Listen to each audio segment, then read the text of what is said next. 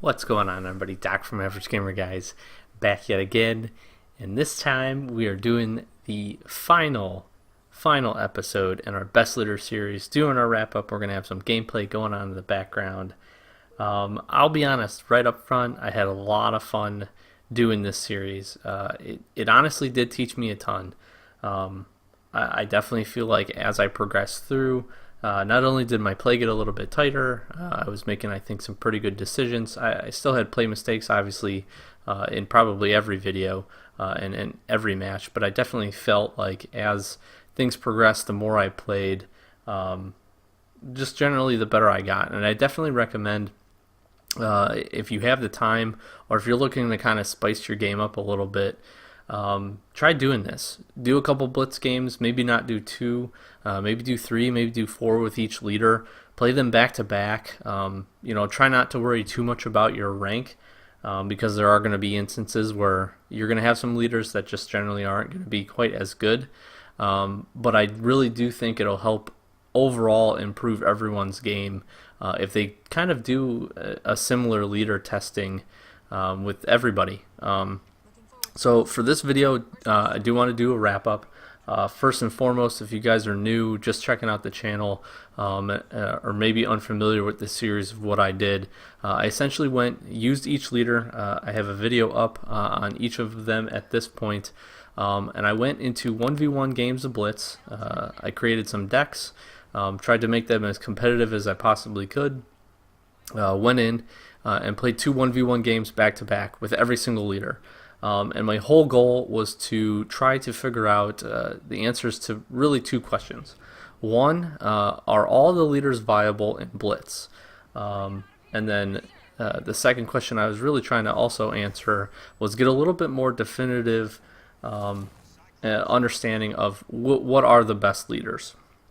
So running through my overall results, starting off with Isabel, I went 1-1. Shipmaster, we had a 2-0. Colony, I went 1-1. Sergeant Johnson, 2-0. Sergeant Forge, I also went 2-0. Atriox, I went 2-0. Decimus, I went 1-1. Cutter, I went 1-1. Anders, I went 1-1.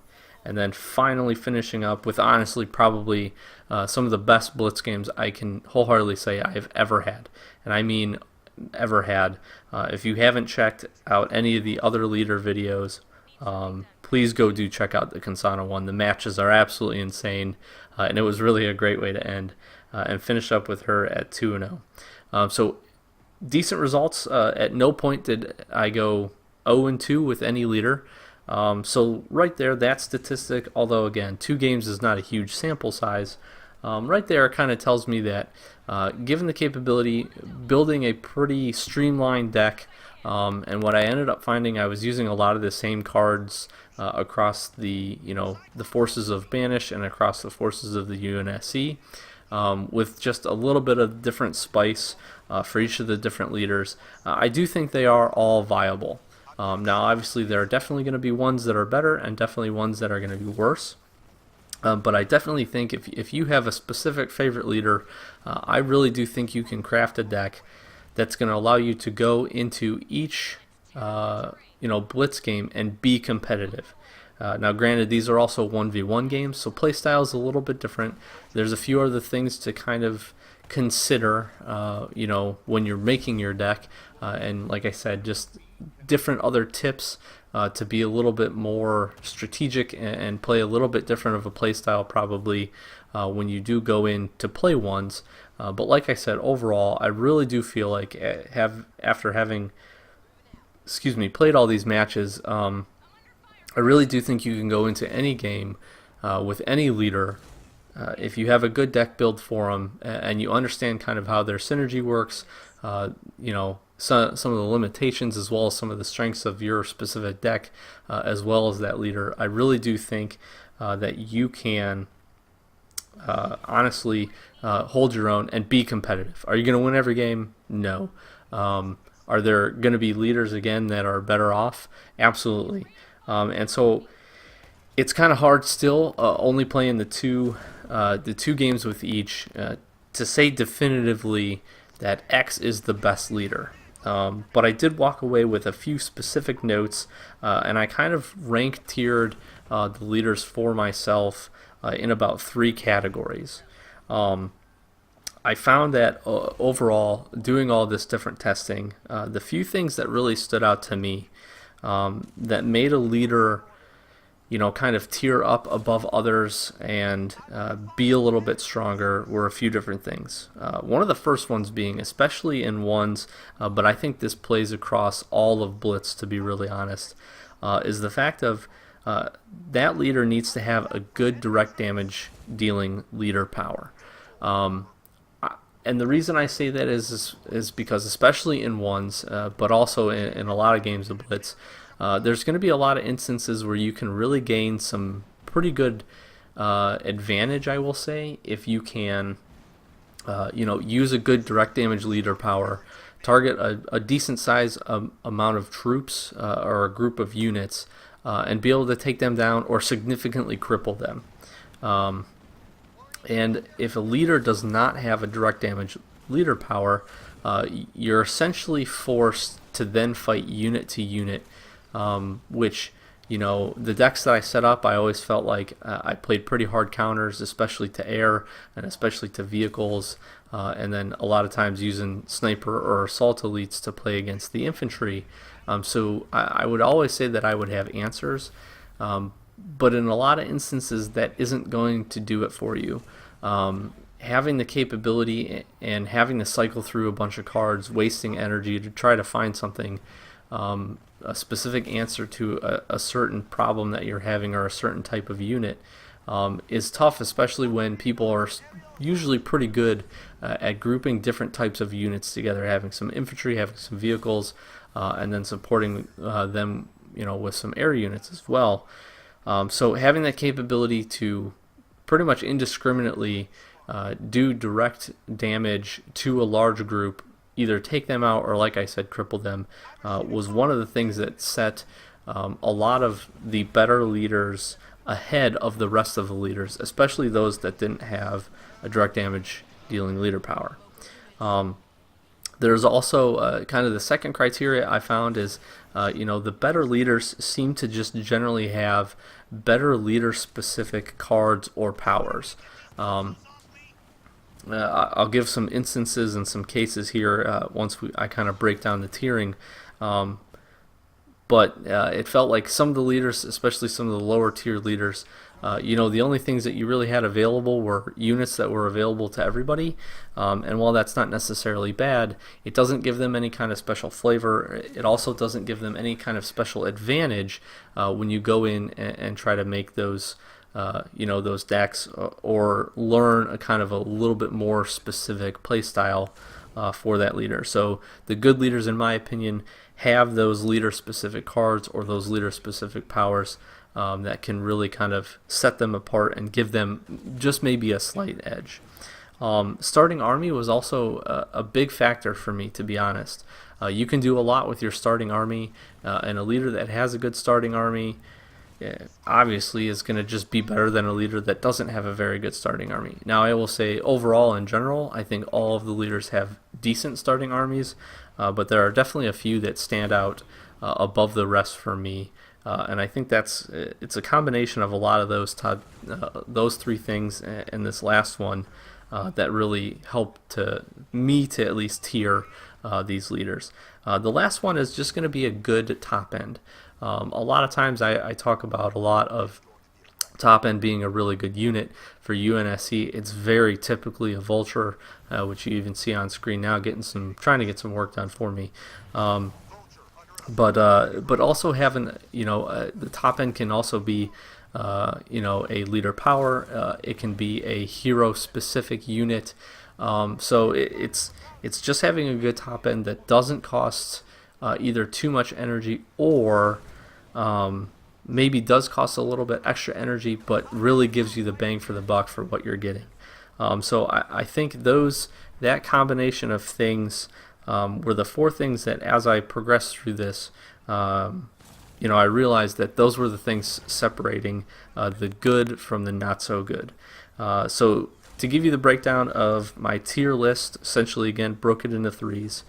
in my top tier, the best of the leaders, in my opinion, especially after playing this, I would rank 3 of them. In no specific order, I believe Shipmaster, Sergeant Johnson, and actually Cansano to be some of the best leaders and best choice for leaders. I'll break those 3 down specifically here in just a minute for why I chose those 3. But that really is my top tier. If I'm going to go into competitive, those are the 3 that I'm probably looking to try to play with, especially if I want to advance my rank and move forward with those guys. My next tier is kind of the guys that sit in the middle that I do think have some pretty good potential. And aren't necessarily bad leaders. I think they're just kind of in the middle. I think you stand a decent chance taking them into a battle. You're probably gonna, more so than not, if you play well, probably win. But there might be certain instances where they do just have one small step, or maybe are missing 1 or 2 of the 4 criteria that I listed to put them into that top tier. I listed Atriox, Forge, Cutter, Colony, and Isabel sitting in that. Now, again, this is all just my personal perceptions from playing and doing this whole series, which again I have really enjoyed. But I would feel very comfortable using any of those 5 leaders in any given match. And I definitely, like I said, this is only considering the 1v1 setup. So there is definitely probably other tier structures that I would set up if you're looking at doing 2s or 3s, because some of the leaders do have some more better synergies for taking on those co-op games. Colony probably being one of them. Pretty defensive leader, has a really good top end, which you don't usually get to see playing in 1v1s, but definitely in 2s and 3s I think he can really shine. And then my bottom tier, I don't have too many. I only have 2 leaders in this tier, but these are the ones that preferably I would avoid until either there's some balance updates, or maybe at some point in the future, I don't know if this will ever happen, if maybe they get some additional cards or anything specific. The 2 that I have down there that I'm probably going to try to avoid is going to be Anders and Decimus. I just don't think, really, to be honest, that either of these 2 meet very much of any of the criteria. Anders is okay, but her direct damage leader power, being Sentinel Swarm, is not great. Decimus really doesn't have that capability for a direct damage leader power. He has some cool capabilities to do Vortex with some blast units.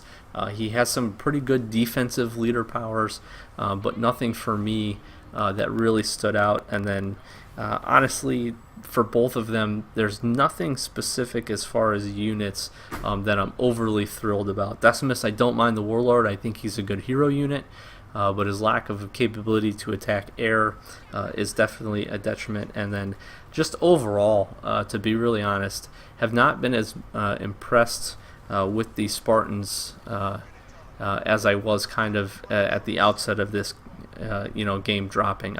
They're awesome units. They're super cool.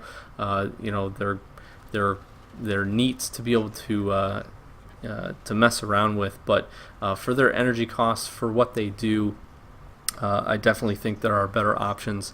And then, like I said, in 1s, it's pretty important, in my opinion, that you don't overextend for one single card.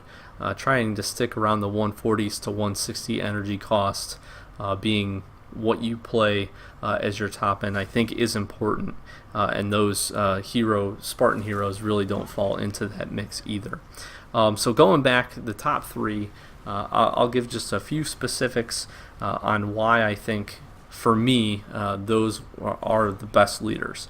Shipmaster, he really stands out. I think a lot of people can probably agree with me on this one. I've seen a lot of Shipmaster, a lot of the matches that I played with, the different leaders I was matching up with Shipmaster pretty regularly. Not only does he have an absolute great starting army, especially the assassin getting the 2 prowling marauders, a starting army that's extremely hard to combat unless you really do have a very good setup or very specific card to be able to bring in. is probably one of the bigger reasons why I enjoy him. His honor guard, his top end at 190 energy, I really like the honor guard. It has a little bit of the same drawback for the fact that it can't attack air, but the cloak on it is just absolutely awesome. Super fast unit, and pretty cheap relative compared to all of the other hero units. So I really don't mind using him there. And then the thing that really sets him apart, he gets obviously all of the best units from the Banished. Being just the myriad of it. So the Bloodfield Locusts, he gets the great siege unit in the Blisterback. But the thing that I think really sets him apart for me is just how good Glassing Beam is. Small AoE, but you can really, really dole out some amazing punishment to both large groups of small, groups of, say, infantry, but also you can really take down some of the top tier, higher health point units in the game just by having a good Glassing Beam. And really, at 110 energy, that direct damage leader power is absolutely worth it every single time I've played it. Even if it takes out 3 units, for me it always seems to be worth it. So he definitely is amongst the best, and I think a lot of people would probably agree with me there. So coming in, again, these are no specific order. Sergeant Johnson, the next one I'll highlight. Obviously new, a lot of people still trying to figure him out. But he has a lot of the very similar things that I looked for with Shipmaster, to be honest. His leader-specific cards with the Bunker Drop and the Siege Turret I think are absolutely awesome. Bunker Drop at 40 energy is probably the best cheap leader power that we do have in the game. Obviously not damage dealing, especially in 1s, but really across the board in 2s and 3s. The capability to drop in a bunker, stay survivable on a point or defend an area, and then essentially for him, he's got a great starting army as well, all of which you can put immediately into a bunker as soon as you play it.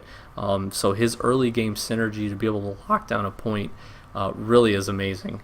And with all that being said, I think it's pretty clear, at least to me, that if used appropriately, used right, played well, with an understanding that you have to kind of take a defensive focus, at least at the outset of the game, I think it's easy to see why he can be one of the top tier leaders. Also, his top end with Johnson's mech, it's a good top end card. I didn't use it specifically in 1s just because 220 energy seems a little bit to me, but especially after having just finished up just a little bit ago, and seeing how strong an attack force is that Sergeant Johnson's mech is, I think it's an easy choice a lot of times to be able to bring in. So I think he really hits essentially all of the different categories. He doesn't have the best of direct damage leader power, but he still does have that EMP Mac Blast, which can do an okay amount of damage, and at 110 energy, it's not necessarily great, but it's not necessarily super bad. So I think it kind of meets the criteria there. And like I said, you're playing a little bit more defensive style with him anyways. So I think that sets up okay. And then finally, Cansano, we'll wrap it up with her. She definitely got a lot of love when she was originally started and originally came out as DLC. She's kind of rekindled my passion. A little bit of play on words there for you, but there was one thing that really surprised me was just how good the Flamehawk was, especially with kind of a heavier infantry meta that we've been seeing. The fact that it has Rush at 70 energy, it's honestly become one of my more favorite units to be able to use, especially in 1v1s, and she definitely sits very high at the top of the leaderboard for me, for leaders that I'm going to want to use. So that's one. So that kind of covers the leader-specific cards. Her direct damage leader power with Inferno is just absolutely one of the most brutal things that you can play, and is great, especially when you get into a mid-game. And you really honestly probably need to turn the tide of a battle, not that necessarily you would be behind, but Inferno really gives you the capability and the option to do that, by being able to, the AoE going over the entire point, the fact that you continually get damage done to units, and the damage honestly is great for the energy cost. I think that really satisfies both her direct damage leader power as well as her just having very good leader specific cards. Her starting army is not terrible. I do like the 2 veteran flame hogs. I think they're great at grabbing those initial points, giving you some good capability to fight, as well as going and capturing energy quickly. So I think she checks the block there for me. And then again, the top end for her, while not a huge fan of her Cyclops, like I said, the Inferno I think is really all you need. You pair that up with the fact that you still get all of the best of the UNSC cards to include the Vulture, and you really do have a good card in the Flame Hog, I think. Kind of sets it up for me. So that's my general thoughts. Thank you guys for hanging out with me for this video. I know it was a little bit longer, but I kind of wanted to break down and get into the specifics and the details for really what this series taught me. Hopefully you guys really enjoyed it. I really enjoyed making it. It's something that I'll probably continue to do over the course of this game, especially as new leaders come out, new patches and new balance updates occur. And like I said, I really do recommend getting out there and just trying this. It's going to teach you, again, I feel like, a lot about each of the leaders.